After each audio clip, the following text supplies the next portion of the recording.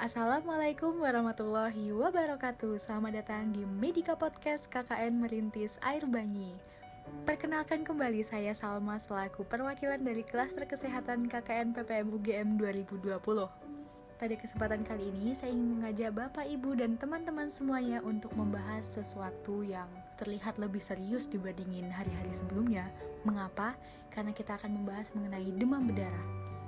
Demam berdarah adalah penyakit yang hendaknya kita ketahui karena seorang pasien apabila menderita demam berdarah dia akan melewati fase-fase kritis, dan penyakit ini juga sangat terikat dengan kondisi lingkungan sekitar. Jadi akan menjadi penting untuk kita ketahui bersama.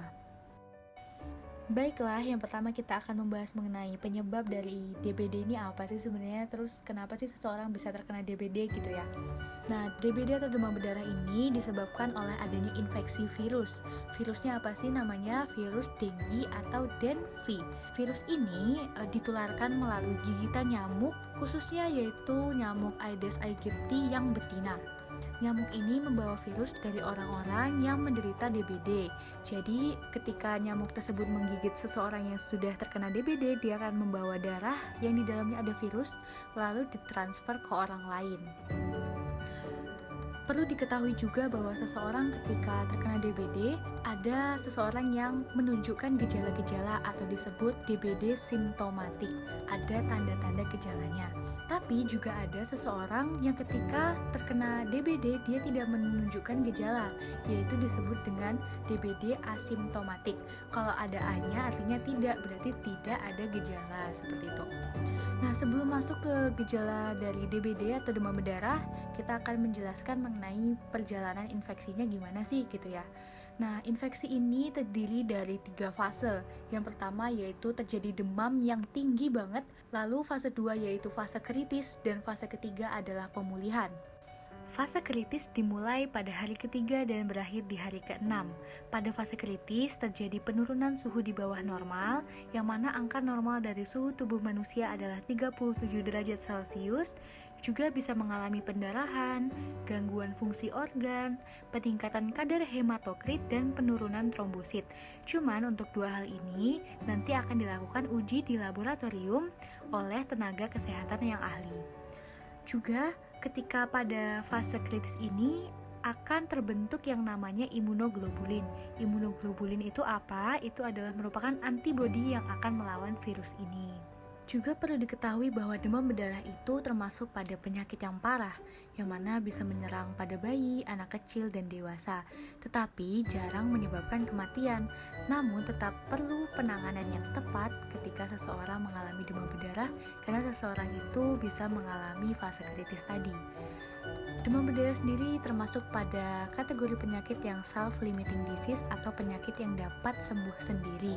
Cuman tetap harus dibawa ke rumah sakit ya untuk mendapatkan treatment atau penanganan yang paling tepat. Pembahasan selanjutnya yaitu mengenai gejala dari DBD yang berlangsung 2-7 hari setelah gigitan nyamuk Aedes aegypti yang betina yang pastinya membawa virus dengue. Nah, demam berdarah ditunjukkan dengan kondisi seseorang yang mengalami demam tinggi sekali, yaitu mencapai 40 derajat Celcius. Mungkin apabila ibu, bapak, dan teman-teman semuanya di rumah memiliki termometer, bisa melakukan cek tersebut secara mandiri. Lalu juga diikuti dengan 2 gejala berikut, seperti sakit kepala yang parah, rasa sakit di belakang mata, nyeri otot, sendi, lalu mengalami mual dan muntah, juga mengalami ruam-ruam pada kulit. Lalu, apa sih upaya yang bisa dilakukan? Nah, bisa dilakukan pengendalian demam. Pengendalian demam ini dilakukan dengan mengonsumsi paracetamol tiap 6 jam. Obat paracetamol bisa dijumpai di apotik dengan merek-merek seperti Pamol ataupun Sanmol, yang hal ini bisa langsung ditanyakan kepada apoteker yang sedang bertugas di apotik. Lalu juga perlu diperhatikan untuk jangan mengonsumsi obat yang mengandung ibuprofen atau aspirin.